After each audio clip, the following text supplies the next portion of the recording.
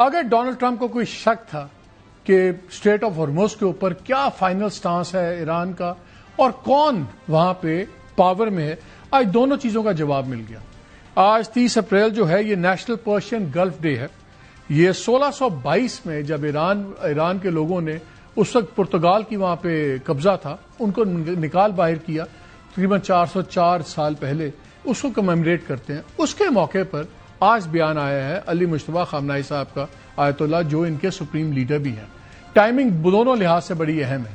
Street of Hormuz کا یہ واقعہ تھا، اسی پہ قومی دن کے اوپر ان کا بیان آیا اور بڑا سخت بیان آیا۔ کیا کہتے ہیں وہ کہتے ہیں کہ یہ جو چیپٹر ہے آبنائے ہرمز کا، اب اسی ایک نئی صبح آئی۔ میں پہلے اس کا اینڈ کا آپ کو پیراگراف سنا دیتا ہوں۔ یہ 4-5 ان کی طرف سے ٹویٹس آئیں بیان میں، پھر بعد میں جو ان کا پریس ٹی وی ہے اس نے ایک ڈیٹیل خبر نکال کے وہ بھی ریلیز کی۔ وہ کہتے ہیں کہ اب ہم نئے قوانین کے تحت اس کو مینج کریں گے اور یہ خطے کے لیے اور ایران کے لوگوں کے لیے بڑی قابل فخر چیز ہوگی، اور جو اس کے معاشی فوائد ہوں گے یہ سب کا دل خوش کریں گے انشاءاللہ۔ اگر یہ ڈس بلیورز کفار کر کے بات کی ہے، اگرچہ ان کو اس بات سے نفرت ہو، اور انہوں نے کہا کہ یہاں پہ ہم جو ڈسمینٹل کر دیں گے، جو یہ دشمن ہے، جو انہوں نے آج تک زیادتیاں کی ہیں اس واٹر کے ساتھ، ہم ڈسمینٹل کر دیں گے۔ ڈسمینٹل کا ورڈ بڑا ایگریسو ہے، یہ طاقت کے استعمال کو ظاہر کرتا ہے۔ تو 2-3 اس میں میسیجز ہیں۔ ایران ہرمز سے اپنے استعمال سے نہیں ہٹے گا۔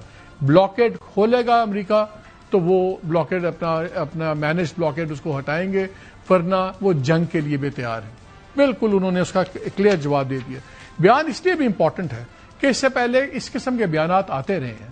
غالباف صاحب نے بھی بیان دیے، عراقچی صاحب نے بھی بیان دیے، ایران کے پریزیڈنٹ صاحب نے بھی بیان دیے، IRGC کی طرف سے بیان آئے، لیکن اس میں ایک مارجن تھا کہ ٹھیک ہے، بات چیت کا دروازہ کھلا ہوا ہے، چیزیں ہو سکتی ہیں۔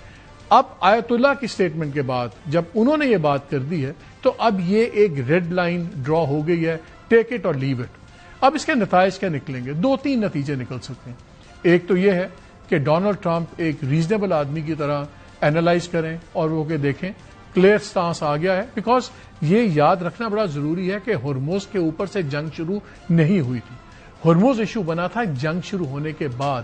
جنگ سے پہلے ہرمز کھلا ہوا تھا، کوئی ایران نے اس پہ اس قسم کے کلیم نہیں ڈالے ہوئے تھے کہ ٹول ہوگا، فری پیسج ہوتا تھا۔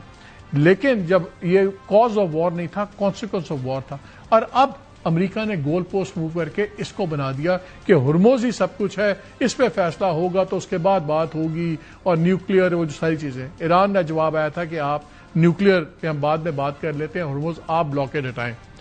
اب 2 اس میں تھیوریز چل رہی تھی۔ ایک تو یہ کہ یہ جو ون سائیڈڈ یہ ٹائم تھا پیس اینڈ وار کا، اس میں نقصان ایران کا بہت زیادہ اکنامک جو چوک ہولڈ تھا وہ ہے، اور امریکہ کا کوئی نقصان نہیں تھا۔ پہلے ان کا بھی بلینز لگ رہے تھے، 10s آف بلینز ان کا خرچہ ہو گیا ہوا تھا۔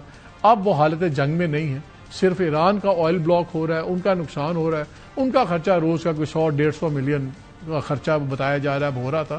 So Iran had to change the status کو۔